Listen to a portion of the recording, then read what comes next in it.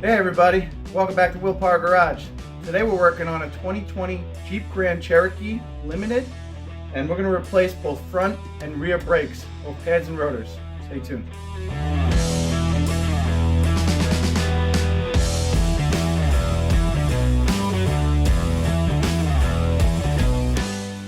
You guys have been following around on my channel for a while. You know I've done a couple of videos on brake jobs.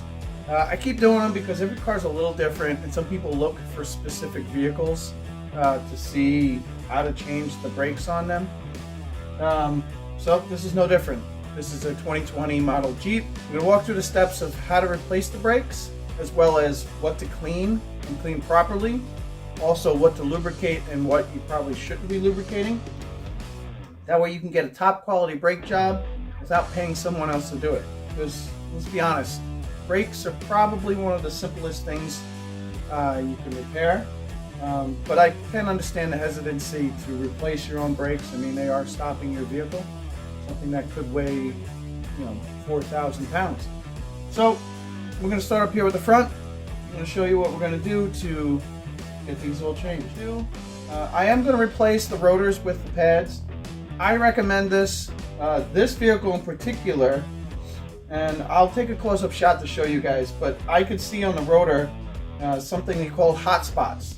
Basically what that is this rotor got really hot. The metal actually in these areas hardened.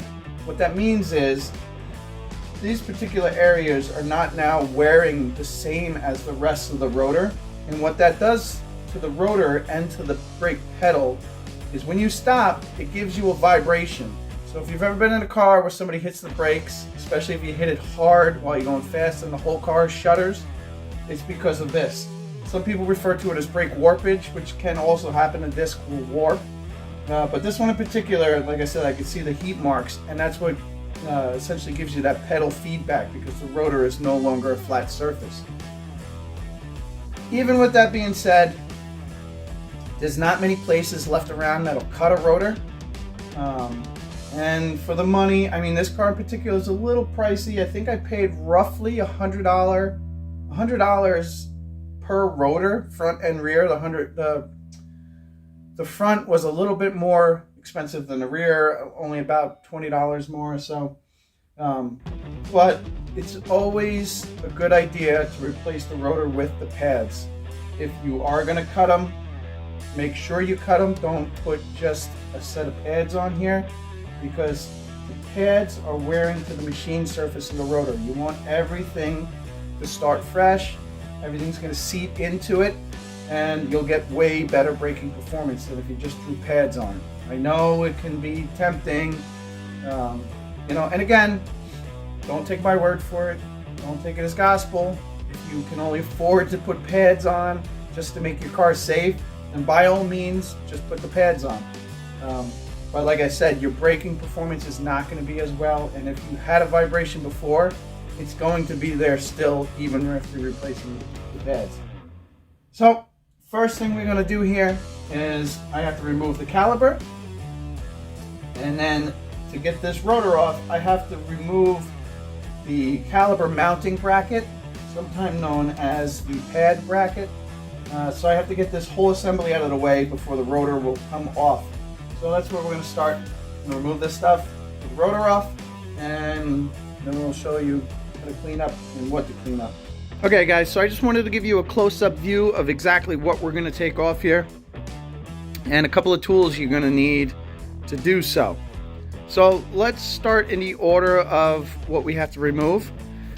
So basically what I'll do first is you have to remove this anti-rattle spring. It's basically all its job is to keep the caliper from rattling. The easiest way to do that is with a flat blade screwdriver in between the hat of the rotor and this. You can bend it this way, and then the little fingers that are in here and here will come out, and you can pull this out. Be careful, it is a spring, it is under tension, but like I said, if you pry with a screwdriver here, you'll be able to get that off easily. So take this off first, then come around to the back of the caliper. Now, there are two slide pins / bolts that hold the caliper on, top and bottom here. And there are some dust covers that, I don't know if you guys can see here. They go inside here, kind of cap it off. This is the cap. It's just pushes into place. You kind of just pull it out. Don't need any kind of fancy tool. You can use a flathead if you can't really get it. I pulled these out with my fingers. The bolt that is in here is a 7/16 Allen.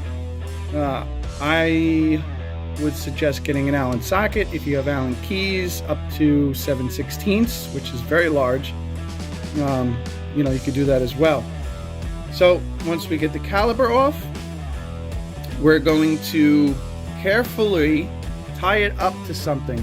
You never want to let the caliper hang on the brake hose. You can damage it internally, and what will happen is you can apply the brakes, but the fluid will not be able to return, and it'll hang up the caliper, which will then burn up all your brakes, and you'll be doing this again. The other thing I want to point out to you is this is the ABS sensor wire. You don't want to break this, otherwise you'll have an ABS sensor light. So what I'd suggest to you is pulling it out of its retainer, give you a little more room. When you take off the caliper, to hang it up, I'll probably hang it up to the mounting brackets here where the hoses and the wire is, just to keep the pressure off this hose, like I said. So I'm going to come around to the back, and these bolts in particular, I know they look crazy. I don't remember what they're called either. The sockets themselves are labeled with like an E and then the number of the size. I believe these are an E10, but I'm not, sorry, not E10, probably like an E20, something like that. Because the largest one I have is an E18 and it is too small. But don't fret, if you don't want to go out and buy this socket set, a 5/8 12-point socket will fit on this and will remove it, assuming your Jeep is not heavily rusted and this bolt is stuck. So I'll show you guys that tool as well, but basically after the caliper's off, we're going to remove this bolt as well as the bolt up top, and that will remove the pad bracket slash caliper bracket here. So then the next part is we're just going to remove the rotor. And I wanted to point this out to you guys because this is something that Chrysler products like to do. It's basically a rubber O-ring that's in a groove on the hub that holds the rotor into place. You want to be careful when you remove this. Basically, I use just like a pick to get behind it, get the O-ring up so I can get it out, and then the rotor come off. Keep in mind, sometimes the rotor will rust to the wheel hub. And since we're replacing the rotors anyway, I don't care about damaging them. And the best way to get a stuck rotor off of a hub is to take a big hammer and smack it right on the machine surface where your brake pads are. A couple of good hits with a hammer will shock it, it'll pop off. Make sure you get the O-ring off first. Hit it with a hammer, it'll pop off. Alright, one other thing I forgot I wanted to mention. One of the things I like to do before I take the caliper off is I will put a screwdriver, a flat blade screwdriver in this opening. Many calipers have it. And basically I'm going to pry the caliper so that I'm pushing the pistons in while everything's set up. It makes it a little easier, especially something like this, which is a dual piston. You get both pistons in at the same time. Again, we're not worried about damaging the rotor because I'm going to be replacing it. But just with a flat blade screwdriver, I'll show you. We're gonna just kind of stick it in that slot, and you're gonna pull back on caliper. As you can see, I'm barely doing any effort. I don't know if it's showing on camera, but basically just kind of pulls it away, and now I've got a pretty loose caliper. Once I get it moved, I'll then go in between the pad itself and the rotor and try to get it in the rest of the way. So I just wanted to point that out so you guys knew this little trick. Otherwise, you're gonna have to compress in the pistons, usually with some sort of clamp, before you put the new pads on, because obviously the new pads are gonna be thicker than the thin ones that you're replacing. I said I'd show you guys are the tools you're going to need here. Obviously, you're going to need a lug wrench to get the wheel off. This is the 5/8 12-point socket I was saying to use in place of that E socket. This is a 7/16 Allen socket. You can see that guy is pretty big. It's about the size of my pinky. Flat blade screwdriver, like I said, I used to pry the rotor. Just a regular ratchet. And this is the pick tool I was describing that I used to get that O-ring off. Aside from that, you don't really need anything fancy. I've got a piece of wire here I'm going to use to tie up the rotor. You can use an old coat hanger, shoestring, your belt. Doesn't matter. Just make sure you're not hanging out on the brake hose itself. So let's cut to the time lapse and let's get this thing going.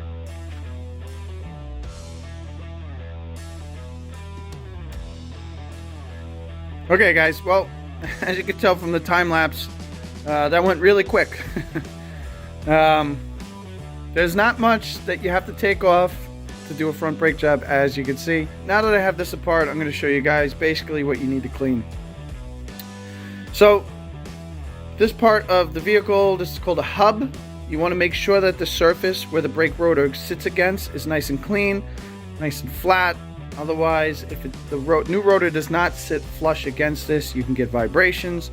So take a wire brush, clean the hub here, clean, you know, just where the rotor's sitting. You don't have to go nuts cleaning the back and everything else. It's unnecessary. The other thing you want to clean up is the caliper pistons here where the pads sit against. Make sure they're not heavily rusted, as well as the back part of the caliper here where the other pad sits. All right, so couple of other things. This is the bracket where the caliper mounts to, as well as where the pads slide. You can see some of the wear marks here. You want to clean these up as well. Make sure all the rust is cleaned up all nice. Make sure you clean it up with a good brake cleaner. This is the one I like to use. It dries fast. That's the part number. I usually get this from Advanced Auto Parts, but I like this one in particular. So clean this all up, dry it up good. The other thing I want to point out is brand new rotors usually have some kind of oil or wax or something on them. Make sure you take that same brake clean and clean all of this oil off the machine surfaces. You don't have to worry about everything else, just the machine surface where the pads ride. You don't want to contaminate them with oil and grease and wax and whatever else. So spray this down good, take a nice rag, wipe it up front and back. Don't forget the back side. Some of the other things we have to do here. So these are the pins that mount the caliper to that bracket. Make sure that they are clean. You might want to take some brake clean on them. Make sure they're not heavily corroded. And you're going to put a little bit of brake grease on these. You can usually get brake grease from the auto parts store. You know, it doesn't have to be anything fancy. Usually some kind of silicone-based grease works really well for those. Okay, so even though I pressed in the caliper with the screwdriver, the pistons are still sticking out too far. Like I said, it's a little difficult with two pistons here. You're going to have to use two C-clamps, two clamps, whatever you have laying around, or any means you have to get the two pushed in. There is even a special tool, you know, kind of goes in between, you thread it in, but it's mostly made for single piston calipers. So I have these nice grip clamps. I'm just going to put them on, and basically I'm just going to keep squeezing it till I get that piston all the way in where it needs to be.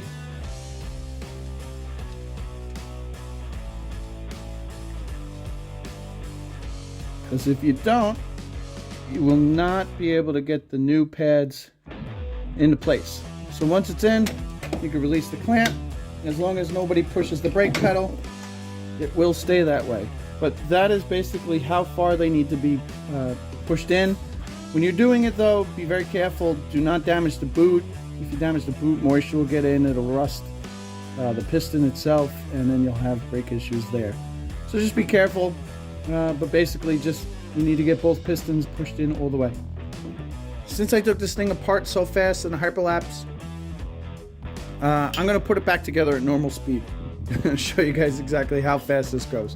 So as you can see from the time lapse, I cleaned the hub, I cleaned the caliper, as well as cleaning the rotor. So to get everything back in place, the first thing I need to do is the last thing I took off. So I'm going to put the new rotor on the place.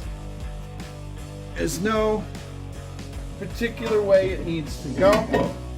It's just going to go all over the studs. You're going to take your O-ring that you removed before, and you're going to put it back into that groove, and that is going to hold the rotor to the hub, like so. The next thing is your caliper bracket. What I like to do is I like to apply some grease to these locations now before I put it on. That way I'm not getting it onto the rotor. So let me show you guys how I do that. So basically what I use is a high temperature anti-seize basically. There's a couple of different products you can use for this purpose, but I just paint it on in those areas that you saw where the pad was riding. And basically what this is going to do is it's going to keep the pad from getting hung up on the bracket, so everything moves nicely. You don't need to put a lot on, just make sure it's a nice even coat. And that is it. So as you can see, nice light coat, basically where the fingers of the pad are going to ride. So these are the bolts I was telling you about before. You can see that weird E style socket, whatever it is, but it is a big style bolt. So like I said, if these get rusted and they are stuck, my little 5/8 12-point socket might not work for you. But if this is the first brake job in a car like this one is, you know, they come off relatively easy. But basically you don't need to put anything back on these. We're going to get them into place.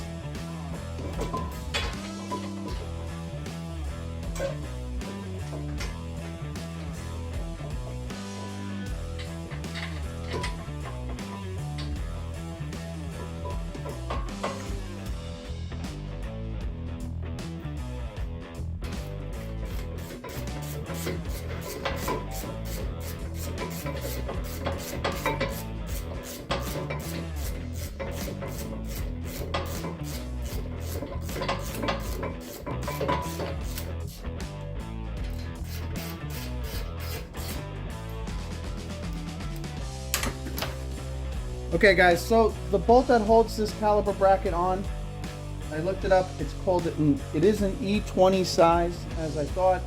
It stands for external Torx. If you have the E20 style, the torque spec on this is 129 foot-pounds.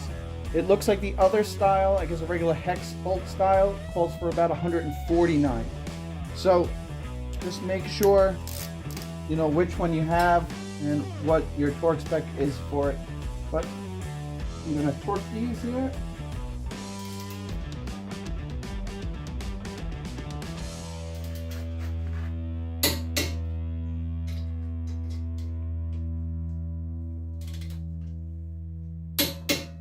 $129 foot-pounds with my 12-point socket. So it holds on. I wouldn't recommend it, but like you saw here, it works for me. But if you want to get the size, it's an E20. Alright, now that this bracket is tightened on, our rotor is in place, we're going to mount our brake pads.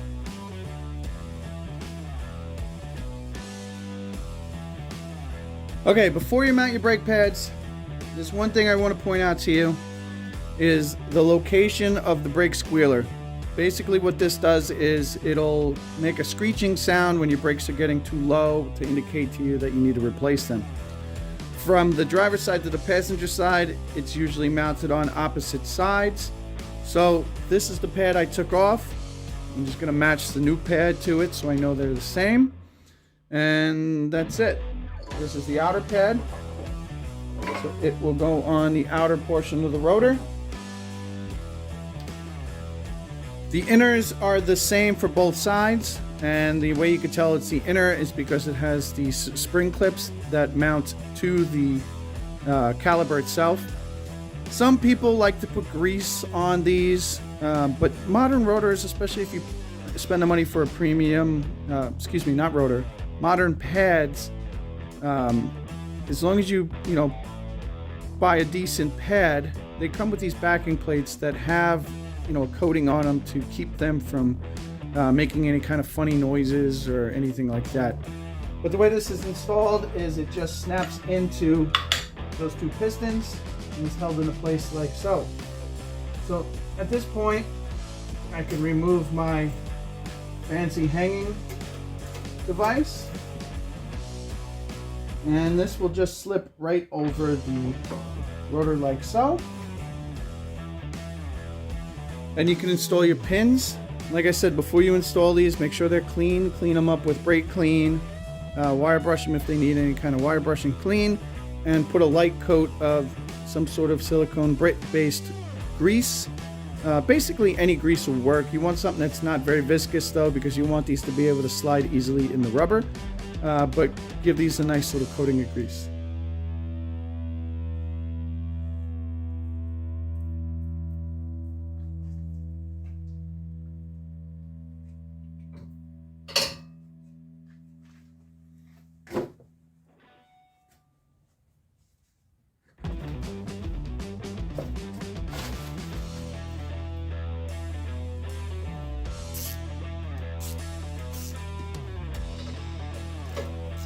Alright, I'm going to run these down by hand, but once they're run down, these get torqued to 41 foot-pounds.